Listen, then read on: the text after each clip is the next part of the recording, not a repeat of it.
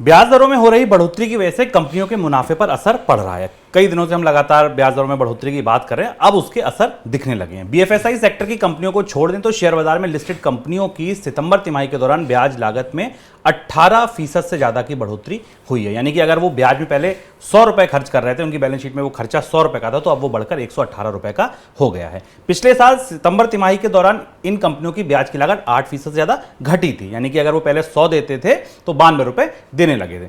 इस साल कर्ज महंगे होने की वजह से ब्याज लागत में बढ़ोतरी हुई है और इस वजह से कंपनियों के मुनाफे पर असर पड़ा है। सर, इन आंकड़ों के और क्या मायने हैं? अगर हम इन्हें और गंभीरता से पढ़ें, खोल के पढ़ें, तो और कहां तक इसका असर जाता दिखेगा? दो महत्वपूर्ण बातें हैं। पहली चीज ये कि जब हमारे पास बराबर भारत में कर्ज की दर बढ़ने के आंकड़े आते हैं जो पिछले 7-8 साल की सर्वोच्च स्तर पर दिखाई दी हमें त्योहार से पहले, जिन्हें हम बराबर आपको मनी सेंट्रल में अलग अलग माध्यम से बताते रहे हैं, उस दौरान हमें बार बार हम ये समझने की कोशिश कर रहे थे कि बाकी कंपनियां कर्ज क्यों नहीं ले रही हैं। भारत में बैंकों से जाने वाला कर्ज रिटेल क्षेत्र में ज़्यादा क्यों जा रहा है, कंपनियों की तरफ क्यों नहीं जा रहा है। उसका प्रमाण हमें इस खबर से मिलता है, इस जानकारी से मिलता है कि कंपनियों के मुनाफों पर ब्याज देनदारियों का बड़ा असर हुआ है। करीब करीब अगर उनके ऑपरेटिंग प्रॉफिट्स के हिसाब से देखें तो ऑपरेटिंग प्रॉफिट्स में 8% की गिरावट है और इंटरेस्ट पेमेंट में 18% के आसपास की, 18.5% के आसपास की बढ़ोतरी है। यानी मार्च से लेकर अक्टूबर के बीच में जो ब्याज दरों में बढ़ोतरी हुई थी उसका सीधा असर कंपनियों की बैलेंस शीट पर दिखाई दे रहा है और ये बड़ा असर